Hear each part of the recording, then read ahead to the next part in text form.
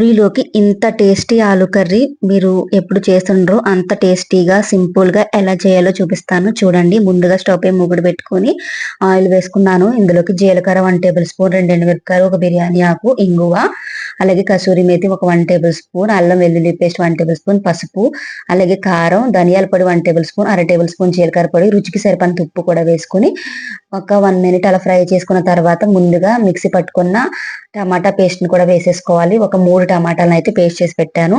ఈ ఫ్రై అయిన తర్వాత టమాటా పేస్ట్ కూడా ఫ్రై అయిన తర్వాత ఉడికించి పెట్టిన బంగాళదుంపలు ముక్కలు చేసుకొని ఈ విధంగా వేసుకోవాలి. తర్వాత వాటర్ కూడా వేసేసుకొని ఇది దగ్గరకంట ఎగరనివ్వాలన్నమాట. లాస్ట్ లో మాత్రం గరం మసాలా వచ్చేసి ఒక అర టేబుల్ స్పూన్ వేసుకోవచ్చు. గరం మసాలా వేసుకోకపోయినా కూడా టేస్ట్ అయితే అదిరిపోతుంది. ఇందులో సన్నగా కట్ చేసి పెట్టుకున్న కొత్తిమీర వేసుకోవడమే. ఇంతేనండి, చాలా సింపుల్ గా మనకి పూరీ కర్రీ అయితే రెడీ అయిపోయింది. చాలా టేస్టీగా ఉంటుంది. నచ్చితే లైక్ చేసి సబ్స్క్రైబ్ చేసుకోండి.